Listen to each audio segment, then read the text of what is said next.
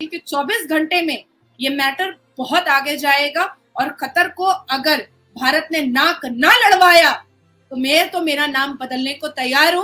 Qatar ने 8 Indians को, और इंडियन भी कौन, जो कि नेवी के डेकोरेटेड कमांडर थे, उनको सजाए मौत दे दी है। I assure you that they are very much, very strongly in our priorities in respect of Qatar. India अब कतर को भी वैसे ही एक्सपोज करेगा जैसे उसने कनाडा को किया। और मुझे पूरी उम्मीद है कि ये जो सरकार है भारत में नरेंद्र दामोदर दास मोदी जी की, कतर को भी पाकिस्तान, कनाडा और हमास की तरह नाक रगड़वा के ही रहा जाए। और भारत ने ऑलरेडी वहां पे अपने बंदे पहुंचा दिए हैं रातों रात। मैं आपको अभी बता दूं कि जो कतर है वो ऐसा नहीं कर पाएगा। कतर ये सजाएं जो है वो नहीं दे पाएगा। ये इतना आसान नहीं होगा। भारत जिस तरीके से डिप्लोमेटिकली स्ट्रांग है इस वक्त, जो उनकी फॉरेन पॉलिसी है, इतना आसान नहीं होगा कि 8 भारतीय शहरों को फांसी दे दी जाए, सजाए मौत दे दी जाए। और ये सब जो पेट खराब हो रहे हैं ना इन देशों के, ये तेल का पैसा है, ये तेल की वजह से पेट खराब हो रहा है। मेरे ख्याल में ये कतर को बैकफायर करेगा। ना सिर्फ बिजनेस कम्युनिटी डर जाएगी, लोग वहां पे जो दूसरे इमिग्रेंट आने से डर जाएंगे। पूरे इस्लामिक वर्ल्ड में एक हवा बना है इजराइल का। पता नहीं क्यों इनको सब लगता है कि यहूदियों के जासूस हैं, हिंदुओं के इनका है कुछ दिमाग में ना। कतर को सजा अब सिर्फ भारत नहीं देगा, कतर को सजा इजराइल देगा, कतर को सजा सऊदी अरबिया देगा, कतर को सजा बहरीन देगा, कतर को सजा इजिप्ट देगा। ये सारे लोग कतर को एक टेररिज्म ऑर्गेनाइजेशन की तरह ही मानते हैं। जय हिंद दोस्तों, एक बहुत बड़ी ब्रेकिंग न्यूज कतर से आ रही। कतर में हमारे इंडियन नेवी के 8 रिटायर्ड जवानों को जासूसी के जुर्म में फांसी की सजा सुनाई गई है, जिसकी खबर अब पूरी दुनिया में आग की तरह फैल रही है। दूसरी तरफ कुछ पाकिस्तानी मीडिया पर्सन का यह कहना है यह इसलिए हुआ है क्योंकि भारत खुल करके इजराइल का सपोर्ट कर रहा है, जो कि सभी मुस्लिम देशों को पसंद नहीं है। वहीं दूसरी तरफ इंडिया ने यह खबर सुनते ही रातों रात अपने डिप्लोमेट्स को कतर भेज दिया ताकि पता चल सके ये क्यों हुआ। वहीं दूसरी तरफ आपको यह जानकारी दे दें कि भारत की डिप्लोमेटिक पावर इतनी तगड़ी है कि अभी हाल ही कनाडा को, इतने बड़े देश को घुटने पे ला दिया। तो कतर क्या चीज है, आपको पता है कतर कुछ नहीं कर पाएगा, ये सिर्फ एक मीडिया पॉपुलैरिटी के लिए। तो चलिए दोस्तों, इस पर पाकिस्तानी मीडिया का रिएक्शन देखते हैं। अगर आपको यह वीडियो अच्छा लगे तो प्लीज चैनल को सब्सक्राइब जरूर करें। मैं आपको अभी बता दूं कि जो कतर है वो ऐसा नहीं कर पाएगा। कतर ये सजाएं जो है वो नहीं दे पाएगा, और इसकी वजह यह है कि ये 8 अफसरान की बात है, नेवी अफसरान की, और वो भी नेवी अफसरान किसके हैं, इंडिया के। जो मैंने आपको बताया कि इंडिया इतने आराम से नहीं बैठेगा। इसके लिए देखिए, इसके लिए अगर आप ऑप्शंस देखें, उसके ऊपर हम अगर तफसील में जाएं तो हमें लीगैलिटीज में जाना पड़ेगा कि इसके ऊपर क्या क्या ऑप्शंस हो सकते हैं। मसलन ये कि जो इंडिया है वो इसके ऊपर जब क्या इंटरनेशनल कोर्ट में जा सकता है, क्या वहां पर पहुंच सकता है। एग्जैक्टली हो सकता है कि ये भी ऑप्शन हो कि इंटरनेशनल कोर्ट में इंडिया पहुंचे और कहे कि भाई क्या है, ये क्या है। लेकिन एक बात मैं आपको बता दूं कि वो सही तरीके से जो है ना, इंडिया अब जिस तरह कनाडा के साथ उसने किया है ना कि अच्छा चलो आ जाओ, पहले जो है वो आराम से होती रही बातचीत, कनाडा सब कुछ चलता रहा, लेकिन फिर हमने ये देखा कि इंडिया ने कहा अब तुम्हें नहीं छोड़ेंगे, अब देखो हम तुम्हें एक्सपोज कैसे करते हैं। मुझे ऐसा लगता है कि कतर का मामला ये भी ऐसा ही होगा, क्योंकि इस तरीके से। अच्छा आप मुझे बताइए, मेरा आपसे सवाल ये है कि क्या इंडिया बड़ी आसानी से इसको मान लेगा और कहेगा हाँ जी ओहो ये तो हो गया, देखिए अब हमारे अफसरान ने ऐसा किया तो हम क्या करें, तो अब तो इनको सजा मिलेगी, ठीक है जी कर। अब ऐसा नहीं हो सकता, नामुमकिन है, इम्पॉसिबल है। क्योंकि 24 घंटे में ये मैटर बहुत आगे जाएगा और कतर को अगर भारत ने नाक ना लड़वाया तो मैं तो मेरा नाम बदलने को तैयार हूं।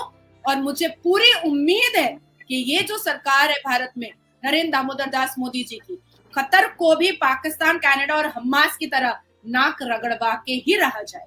कि 9 साल में भारत इकोनॉमिकली 3rd पोजीशन पर आ जाएगा, डिफेंस में 4थे पोजीशन पर आ जाएगा, इनकी जीडीपी 7.2% पे आ जाएगी।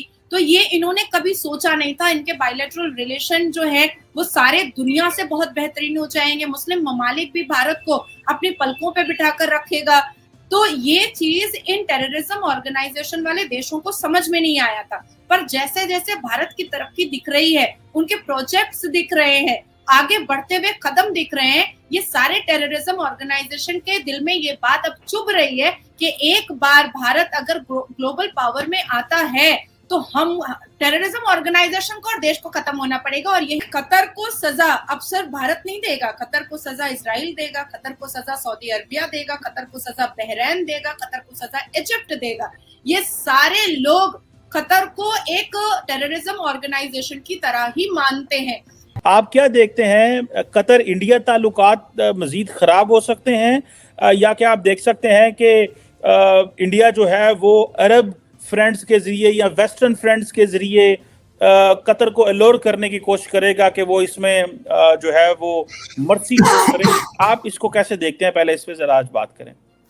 चीमा साहब, मिडल ईस्ट के अंदर जिस तरह का उनका जुडिशल सिस्टम है वो दुनिया से अलग है बिल्कुल ही। अगर देखा जाए उनका, जिस तरह आपने देखा होगा कि सऊदी अरेबिया और दूसरे मुस्लिम ममालिक के अंदर जिस तरीके से हार्श सजाएं दी जाती हैं बिलखुसूस फॉरेनर्स को, आपने देखा होगा कि वहां पे हर जुमे वाले दिन सऊदी अरेबिया के अंदर लोगों के हाथ काटे जाते हैं, गर्दनें उतारी जाती हैं, लेकिन मेजॉरिटी जो होते हैं इमिग्रेंट, गरीब लोगों को।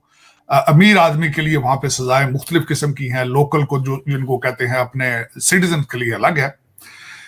लेकिन इतना आसान नहीं होगा इन 8 आर्मी ऑफिसर्स को सजा देना, इतना आसान नहीं होगा। मैं समझता हूं ये एक मेरे ख्याल में तो कतर ने जो थोड़ा सा हवा लेने की कोशिश की है, मेरे ख्याल में होगा ऐसा, इतना आसान नहीं है। धारा ग्लोबल टेक्नोलॉजीज एक प्राइवेट कंपनी थी जो कि उनके फोर्सेस को ट्रेन करते थे। ये सारे रिटायर्ड नेवल ऑफिसर्स थे जो कतरी, जिनका कॉन्ट्रैक्ट था कि कतरी फोर्सेस को ट्रेन करना वहां पे, और उन पे इल्जाम यह था कि उन्होंने इटालियन सबमरीन थी कोई, उसके बारे में मुखबरी की है इजराइल को।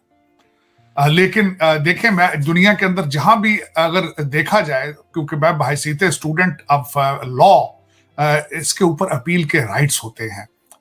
दूसरा, अगर आपको अदालत के ऊपर एतमाद ना हो तो जो डिफेंडेंट होता है वो अपना वेन्यू चेंज की भी अपील कर सकता है। तो ये इतना आसान नहीं होगा। भारत जिस तरीके से डिप्लोमेटिकली स्ट्रांग है इस वक्त, जो उनकी फॉरेन पॉलिसी है, इतना आसान नहीं होगा कि 8 भारतीय शहरों को फांसी दे दी जाए, सजाए मौत दे दी जाए।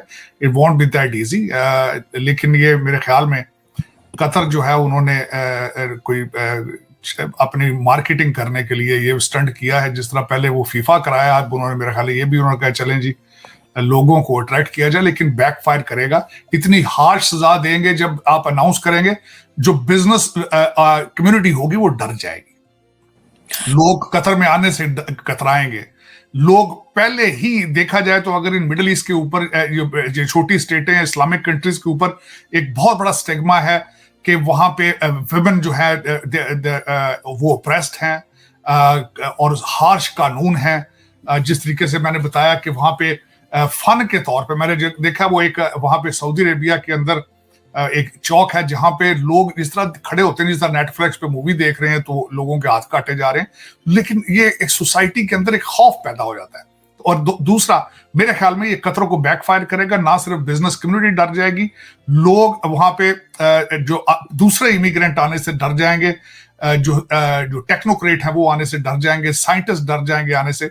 तो मेरे ख्याल में इसमें अभी मैंने देखा था जिसमें भारत ने अभी तक कोई स्ट्रॉन्ग स्टेटमेंट नहीं दी। अभी तक मैंने उनकी फॉरेन ऑफिस के जो स्पोक्स पर्सन है उनकी मैंने देखी है स्टेटमेंट, सुना है उन्होंने प्रेस कॉन्फ्रेंस की मैंने सुनी उसको, लेकिन उनका कुछ स्ट्रॉन्ग स्टैंड अभी तक नहीं था। लेकिन मेरा नहीं ख्याल कि कतर जो है वो इनको फांसी दे पाएगा। मेरे ख्याल में इस पे मेरी ओपिनियन तो यही है कि इसके ऊपर इंटरनेशनल लॉज जो है उनको डिप्लोमेटिक कम्युनिटी तो नहीं उनको आ सकेगी, क्योंकि वो रिटायर्ड ऑफिसर्स थे, रिटायर्ड लोग थे, वो सिविलियंस वाले लॉ उनके ऊपर लागू होगा।